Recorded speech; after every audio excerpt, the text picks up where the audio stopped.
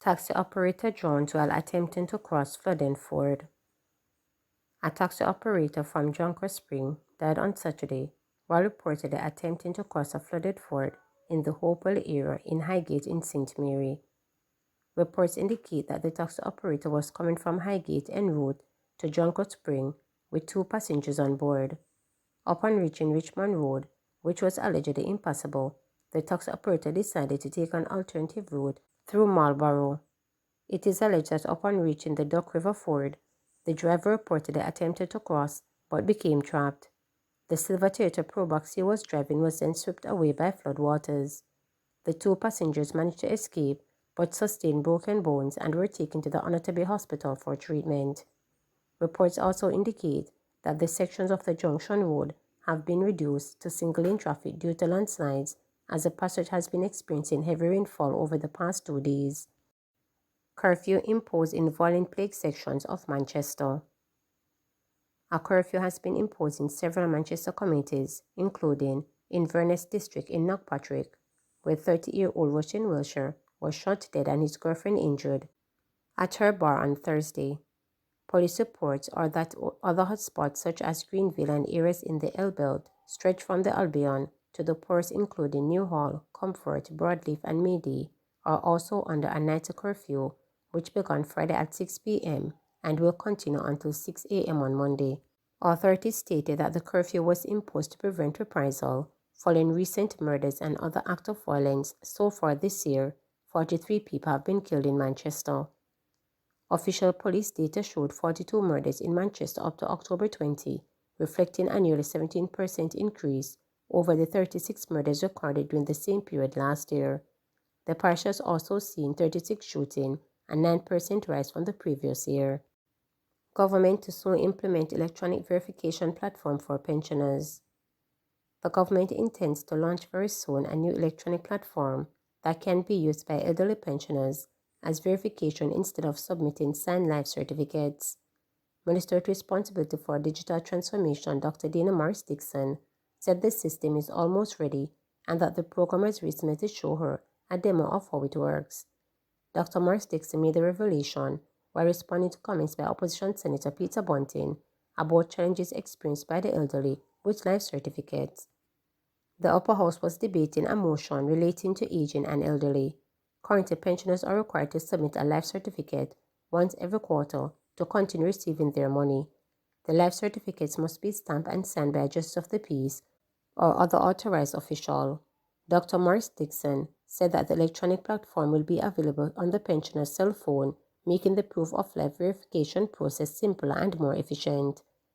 She noted that the impending National Identification System NIDS, while helpful as another form of verification, will be voluntary, so not everyone will use that system. I understand the issue of the life certificate, and I know the Minister of Labour understands it. And one of the first conversations we had when I took the portfolio of digital transformation was, how do we fix this issue of the life certificate? And I'm pleased to tell you that just last week or the week before, I had a demo of a system that we want to deploy in short order with the Ministry of Labour that will allow our citizens to be able to verify they're alive from their phone and not needing to go searching for a JP and then having to take these forms in. It is very important. This is not something that we want our elderly to be having to worry about every 3 months. That is very, very frequent. And so we are working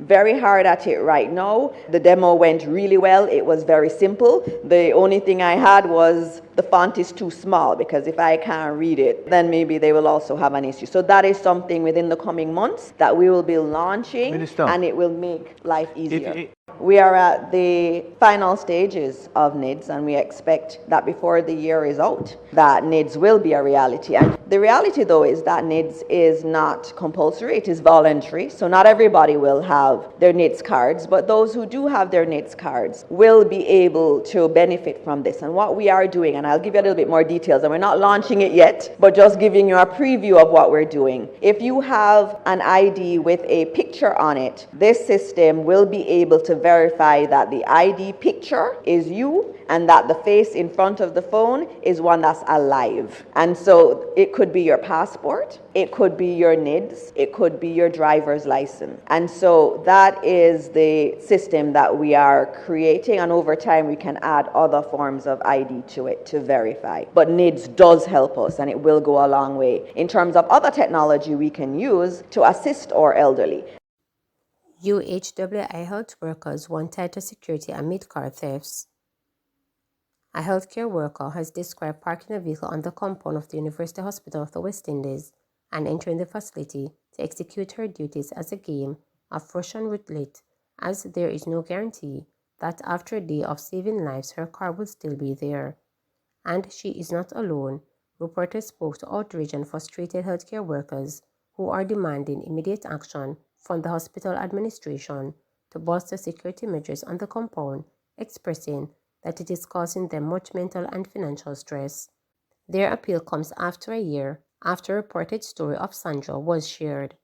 Her car was stolen from its parked position at the Papine St. Andrew Hospital in October 2023 after she had taken her mother to the accident and emergency department and was there all day, only to find her car gone when they were finished. At that time, UHWI Public Relations Officer Nadia Francis Williams has said that the hospital had measures in place to address vehicle theft, including increased security presence, strategic placement of barriers and chains in parking lots, and heightened patrolling by both armed and unarmed personnel.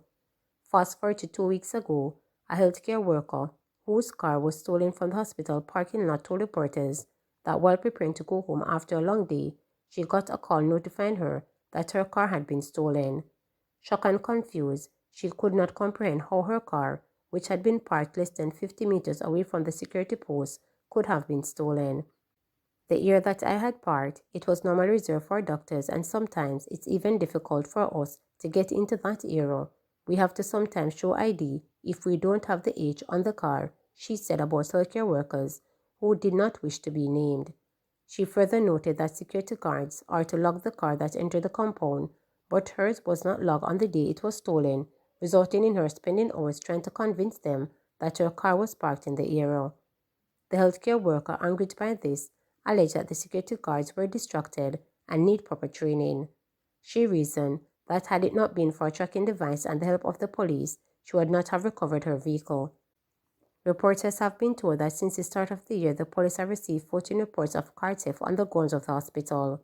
Given the number of cars that I hear are being stolen, they should have a proper procedure and protocol in place where things get moving, because the longer it takes, the less chance it's going to be for you to find back your vehicle, the healthcare worker lamented. If there are strange vehicles coming into the parking lot or people sitting in their vehicles for a long time, these things should raise a red flag. They need to try not to be distracted regardless of who it is. Make sure you are logging all the cars that are entering into the parking lot and being aware, because a lot of us who are parking there are the same people over and over, she added. Commanding Officer of the St. Andrews Central Division Superintendent Rory Martin, while highlighting that there has been a decline in the number of car thefts on the compound this year when compared to the 26 cars reportedly stolen during the same period last year, said the area is a hotspot for car theft.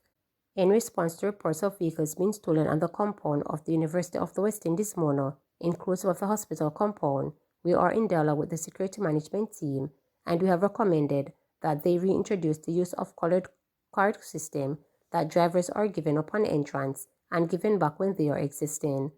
We have also recommended that they use unique colors per day and not a straight color across the board, stated the commanding officer.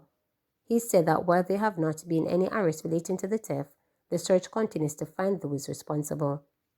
Periodically, the patrol will pass through the compound to see if we see any person who is not visiting for lawful means. When these persons are seen, they are normally picked up for our database, and the monitoring of those persons continue, he said.